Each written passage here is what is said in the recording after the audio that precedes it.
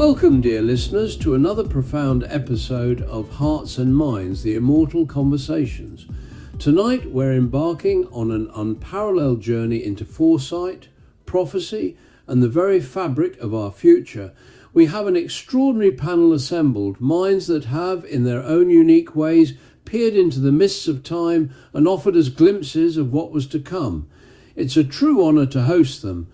Please give a warm, if ethereal, welcome to the renowned French apothecary and seer Nostradamus, the celebrated English soothsayer from Knaresborough, old Mother Shipton, and the visionary author whose warnings echoed through the 20th century and beyond, George Orwell. Gentlemen, madam, thank you so much for joining us. I mean, quite literally, thank you for traversing time and space for this discussion. Nostradamus, let's start with you. Your quatrains are legendary, often cryptic, and subject to endless interpretation. Looking back at your vast body of work, what do you feel are your most accurate predictions, and how do you view the way humanity has interpreted them? David, it is an interesting experience to hear one's own echoes across the centuries. My visions, you see, were not given to me as simple tales, but as fragments, shadowed truths caught in the celestial currents.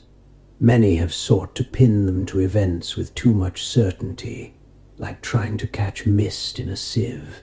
Yet the great fires, the rise and fall of empires, the coming of the man in blue who would stir the masses, these were shown to me with startling clarity. The interpreter must possess patience and a heart open not just to what is seen, but to what is felt. The spirit of the age often reveals the true meaning of the prophecy, does it not?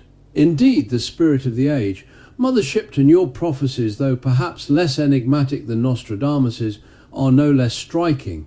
The iron horses without their bit, the world through water shall soon be passed. These seem remarkably literal in hindsight. How do you feel about the accuracy of your visions, and what do you make of the world that has unfolded around them? Well, bless my old boots, David! When I saw those iron beasts clattering along, pulling carriages of folk with smoke a-billowing, I knew folks would scratch their heads. But there they are, aren't they? The railways! And ships flying through the air! And even folk walking under the sea! My goodness, you've done it all! My visions were clearer, I think, because they were for the common folk, meant to warn and to marvel.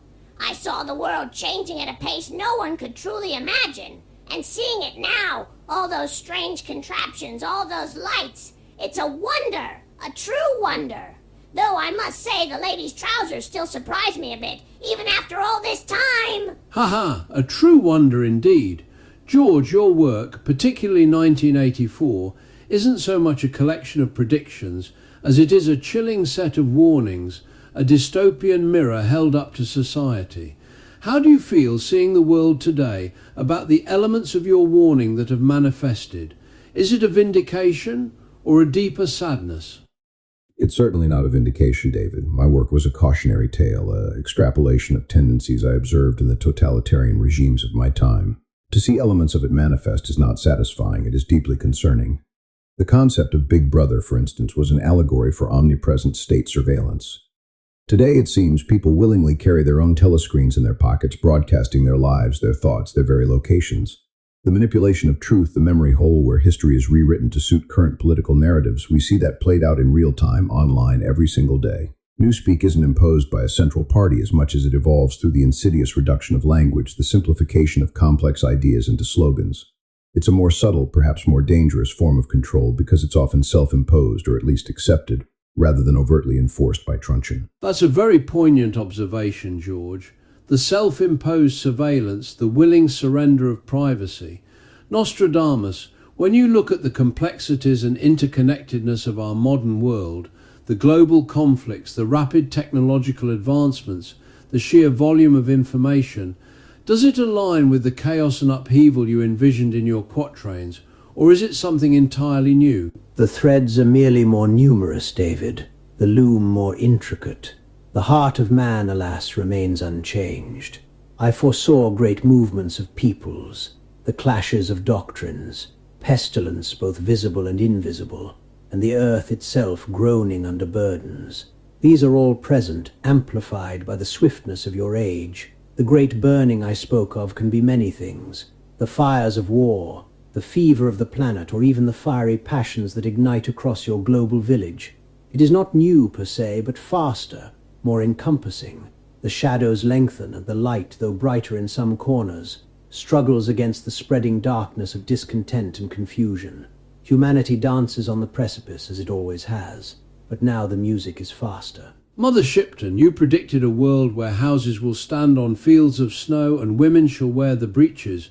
Beyond the literal interpretations, what do you feel about the social changes you see around you today? The roles of men and women, the pace of life, the sheer amount of things people possess? Oh my word, it's a whirlwind, isn't it? Women in charge standing shoulder to shoulder with men, that's a fine sight. Though some of them still look a bit stressed trying to do it all, bless their hearts. And the houses on fields of snow, I reckon that's all your fancy buildings gleaming and reaching to the sky everywhere you look. It's a busy world, an awfully busy world. People rushing, always looking at those little glowing boxes in their hands. Do they ever just sit by the fire and tell stories anymore? I worry they miss the simple joys, the feel of the earth underfoot, the peace of a quiet evening. All these things, as you say, they fill their hands, but do they fill their souls? A profound question, Mother Shipton. Do they fill their souls? George, your 1984 envisioned a world of constant surveillance and mind control. Today we grapple with issues like misinformation, deepfakes, cancel culture, and the algorithmic shaping of our realities. Does this current landscape feel more insidious perhaps than the overt oppression you described, or is it simply a new manifestation of the same old beast? It is, I believe, a more insidious beast, David. In 1984, the party's control was explicit, brutal. People knew they were being watched, knew the truth was being manipulated. There was an enemy, a definable oppressor. What I see now is a system where the control is often invisible, self-inflicted, and decentralized. The algorithms of these social media platforms create echo chambers, reinforcing existing biases, making genuine dialogue between differing viewpoints almost impossible. The 2 minutes hate now occurs continuously, directed at anyone who deviates from the perceived orthodoxy of a particular online group. The Ministry of Truth doesn't need to burn books when information is constantly updated, refined, or simply drowned out by a deluge of noise. It's the fragmentation of truth, the complete erosion of objective reality that troubles me most. When everyone has their own truth and technology makes it harder to discern verifiable fact, then the very foundation of rational discourse collapses.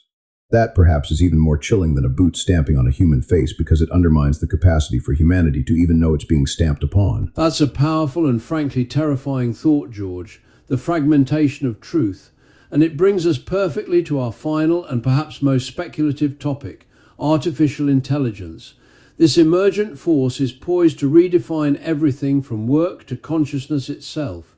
Nostradamus, what does AI, this seemingly intelligent creation of humanity, signify in your grand scheme of prophecies?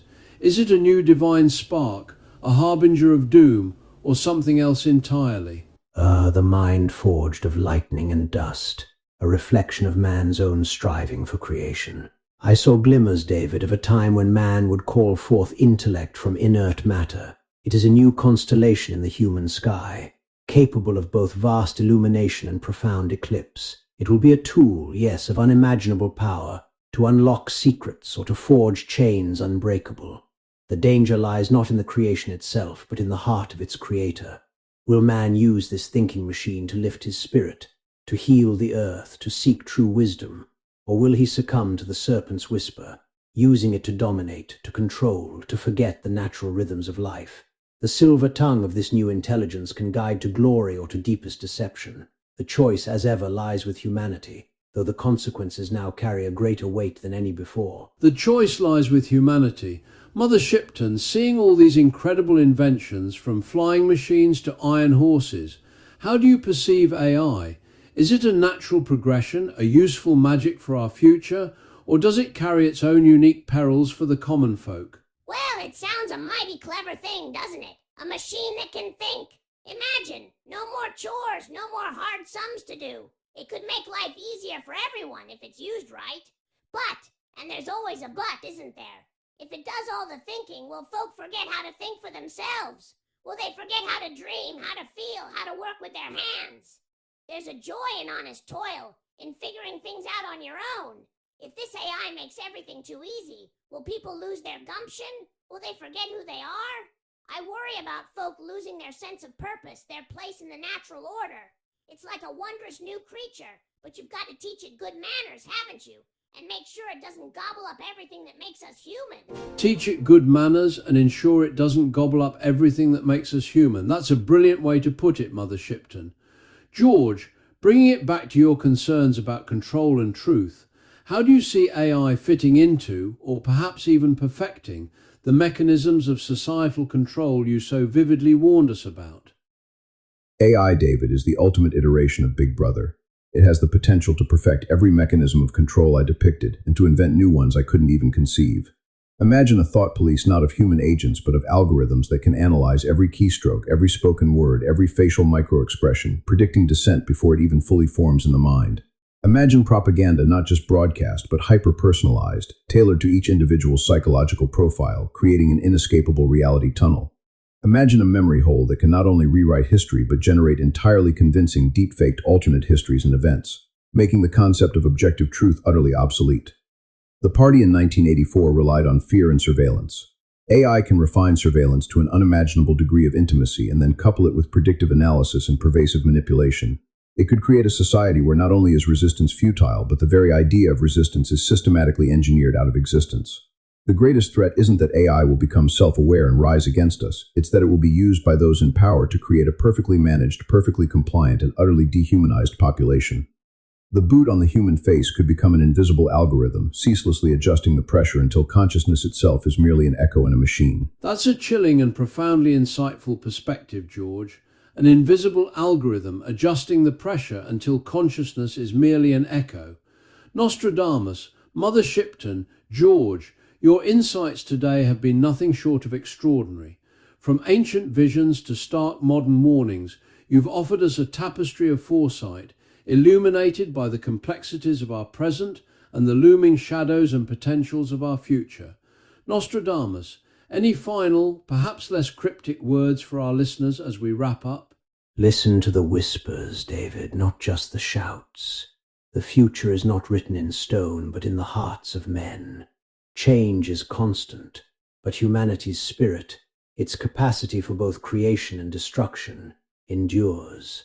Seek balance, question power, remember the past, for it holds the keys to understanding the present, and perhaps the strength to navigate the future. And know that even in the darkest vision, a spark of hope, a choice for light, always remain. A spark of hope always remains. Mother Shipton, what wisdom do you leave us with? Don't forget the simple things, dearies. The feel of the sun, the taste of fresh water, the warmth of a kind word. All these clever contraptions and busy goings-on, they're fine and good, but they don't make a soul happy if you lose touch with what truly matters.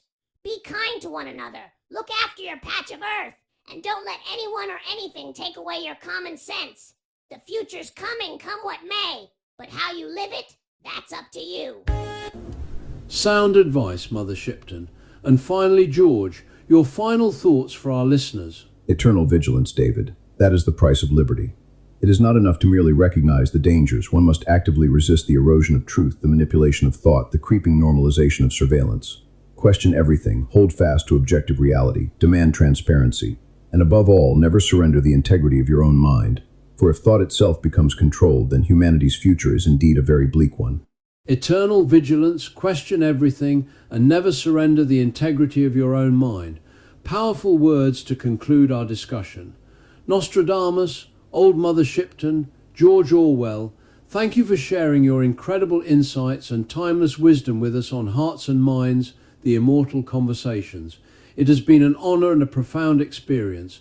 And to our listeners, thank you for tuning in. Until next time, keep those hearts and minds. The images, voices and scripts in this episode, apart from the host, are entirely AI generated using CloneVoiceAI, ElevenLabs and Cyberlink PowerDirector. They don't represent the real appearance, voice or verified opinions of historical figures.